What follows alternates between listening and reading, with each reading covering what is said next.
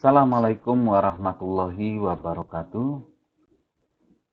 Kali ini kita akan membahas tentang bagaimana cara menganalisis regresi linier sederhana menggunakan software SPSS.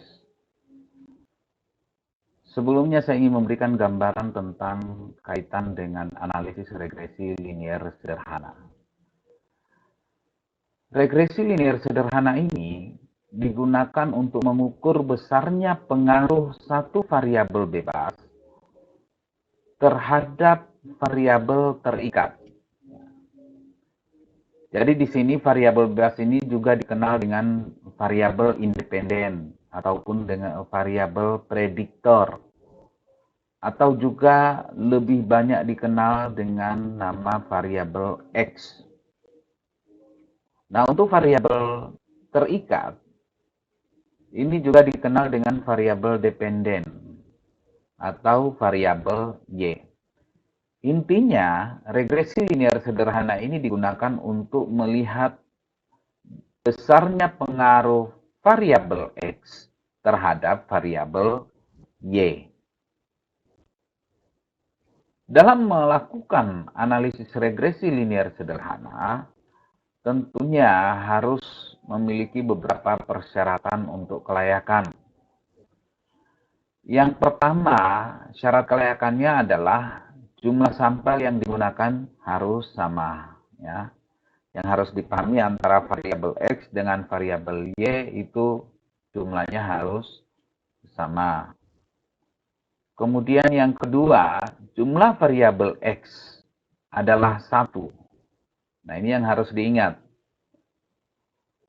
Kalau variabel X-nya 1, maka kita menggunakan analisis regresi linier sederhana. Jika lebih dari 1, maka yang kita gunakan adalah analisis regresi linier berganda. Jadi, ini merupakan salah satu syarat untuk menggunakan analisis regresi linier sederhana adalah variabel bebasnya atau variabel X-nya itu jumlahnya hanya 1.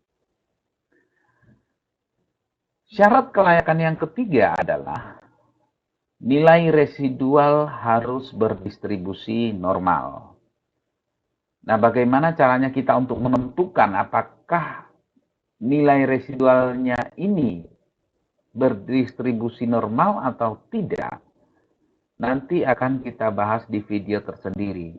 Tahapan-tahapannya bagaimana, langkahnya bagaimana, kemudian cara membacanya bagaimana, apakah data tersebut terdistribusi secara normal atau tidak, itu nanti akan kita bahas tersendiri. Kemudian syarat kelayakan yang keempat, terdapat hubungan yang linier antara variabel bebas X dengan variabel tergantung ataupun variabel terikat. Syarat yang kelima, tidak terjadi gejala heteroskedastisitas.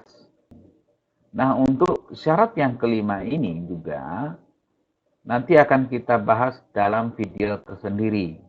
Bagaimana cara menentukan apakah terdapat gejala heteroskedastisitas atau tidak. Kemudian, syarat yang terakhir adalah tidak terjadi gejala autokorelasi. Namun untuk autokorelasi ini, biasanya datanya bersifat time series. Jadi 5 syarat ini yang harus menjadi pedoman di dalam melakukan analisis regresi linier sederhana.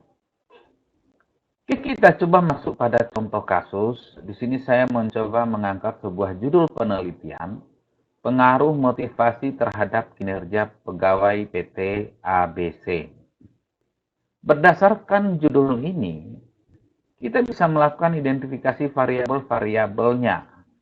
Yang pertama adalah variabel X. Variabel X atau variabel bebas yang ada dalam judul ini adalah motivasi. Sedangkan variabel Y atau variabel terikat yang ada dalam judul ini adalah kinerja. Dari judul ini terdapat satu variabel bebas yaitu motivasi dan satu variabel terikat yaitu kinerja.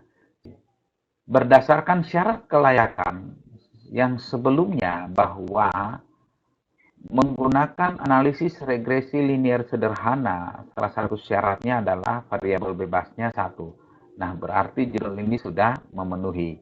Karena variabelnya, untuk variabel bebasnya hanya ada 1, yaitu adalah motivasi.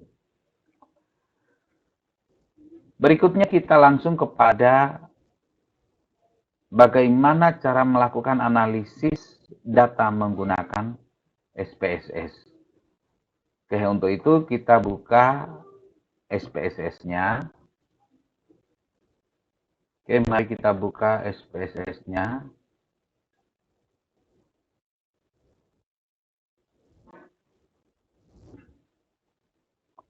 Nah, kita sudah masuk pada tampilan SPSS. Langkah pertama yang harus kita lakukan adalah kita klik variabel view yang ada di pojok kiri bawah. Jadi di pojok kiri bawah ini ada data view dan ada variabel view. Pada penjelasan sebelumnya, pada video pengenalan SPSS, ini saya sudah jelaskan apa fungsi daripada data view dan variabel view. Jadi Anda bisa lihat video sebelumnya. Oke, yang pertama yang harus kita lakukan adalah kita klik variabel view. Jadi berdasarkan contoh kasus tadi, ada dua variabel yang akan kita analisis, yaitu variabel X dan variabel Y. Nah, yang pertama yang kita masukkan adalah variabel X pada kolom main ini. Kita ketikkan X, kemudian kita enter. Ya. Kemudian untuk label sesuai dengan contoh kasus tadi, untuk variabel X adalah motivasi. Jika sudah, yang berikutnya kita masukkan variabel Y. Ya. Kemudian kita enter. Nah, untuk label variabel Y ini adalah kinerja.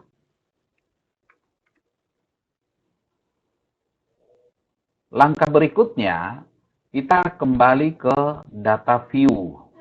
Ya, kita klik data view yang ada di pojok kiri bawah. Nah, ini adalah tampilan untuk data view. Nah, pada data view ini sudah ada kolom untuk variabel X dan kolom untuk variabel Y. Jadi, di sini kita tinggal menginput data untuk variabel X dan untuk variabel Y. Kebetulan di sini saya sudah menyiapkan data yang sudah saya masukkan di Excel. Nah, tinggal kita copy.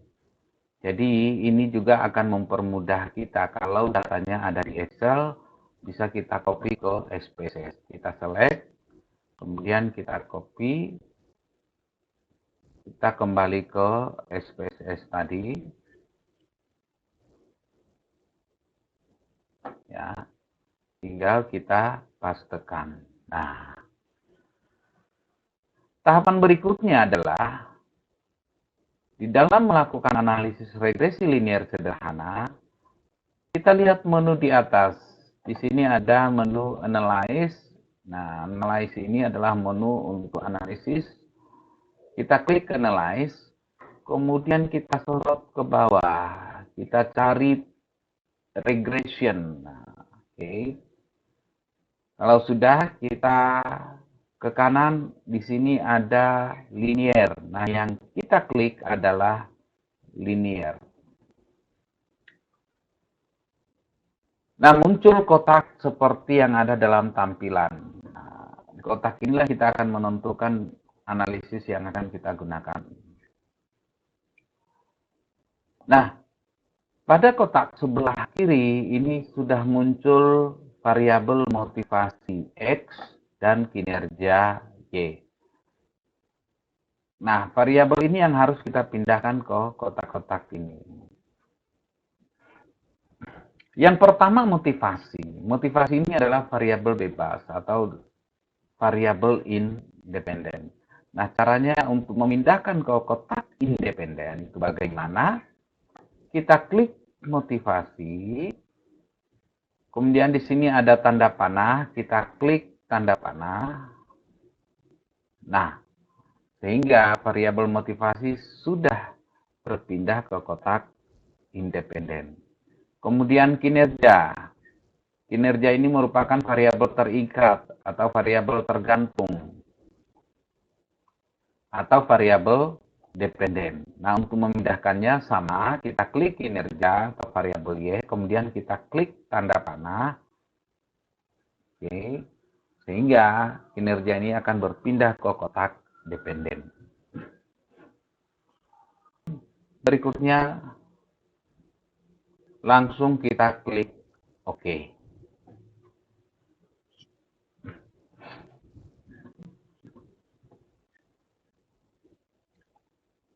Nah, ini adalah hasil output analisis regresi linear sederhana yang barusan kita lakukan.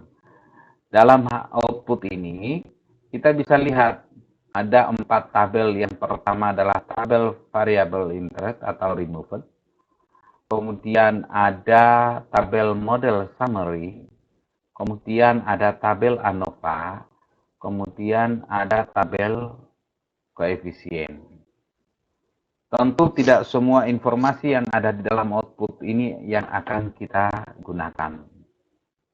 Jadi untuk analisis regresi linear sederhana yang kita gunakan adalah yang pertama model summary, kemudian yang kedua adalah koefisien. Dua tabel ini yang akan kita bahas. Untuk ANOVA, ini kita tidak gunakan dalam analisis regresi linear sederhana, karena ini digunakan dalam analisis regresi linear berganda. Kemudian, tabel yang pertama ini memuat metode yang kita gunakan apa. Jadi di sini tertera metode yang kita gunakan adalah metode inter. Ya. Dan di sini juga memberikan informasi variabel apa saja yang kita gunakan. Bisa kita lihat dependen variabelnya adalah kinerja. Kemudian variabel inter itu adalah motivasi. Sekarang kita masuk pada bagaimana membaca hasil output SPSS untuk regresi linear sederhana. Yang akan kita bahas dua tabel ini, model summary dan koefisien. Kita awali dari koefisien. Ini adalah tabel koefisien berdasarkan hasil analisis data yang barusan kita lakukan. Kemudian informasi apa yang akan kita butuhkan pada tabel ini? Yang pertama kaitan dengan persamaan regresi linear.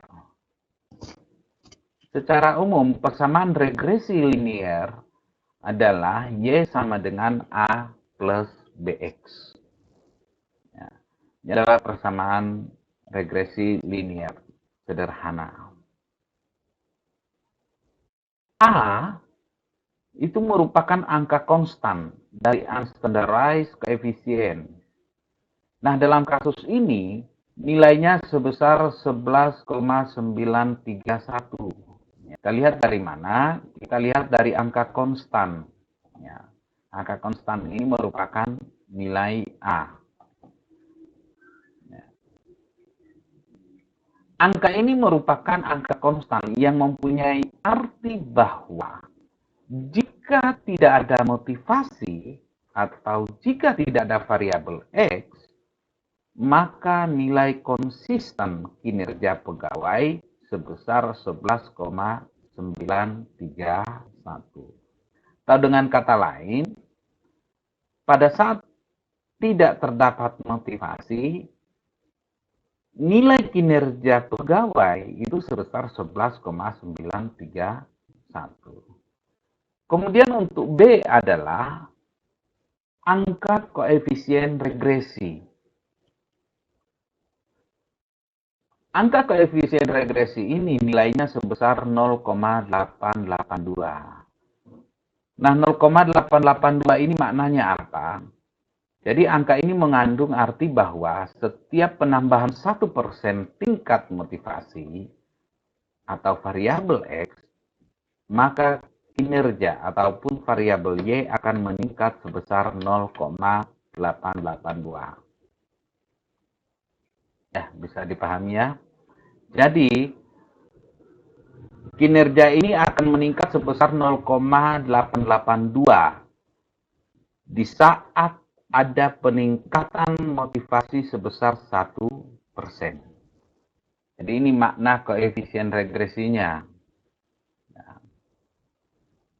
Jika sudah kita tentukan nilai A dan B, maka kita sudah bisa membuat persamaan regresi linear sederhana. Berdasarkan persamaan umum ini, Y sama dengan A plus BX. Nilai A sudah bisa kita tentukan, nilai B sudah bisa kita tentukan, sehingga persamaan regresinya adalah Y sama dengan 11,931 ditambah 0,882 X.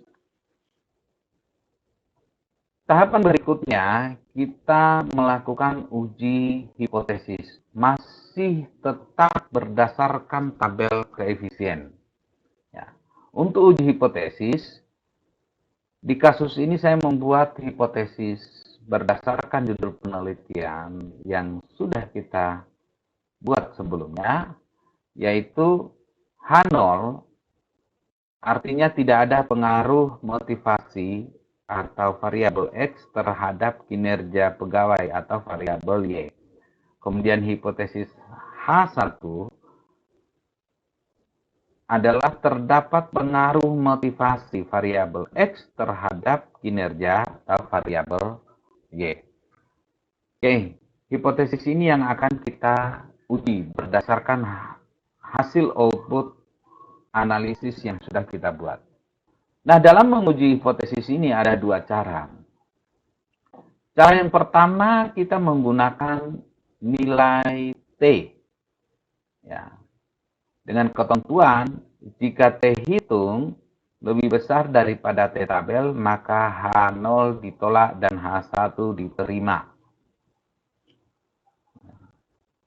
Kemudian, sebaliknya, jika T hitung lebih kecil daripada T tabel, maka H0 diterima dan H1 ditolak.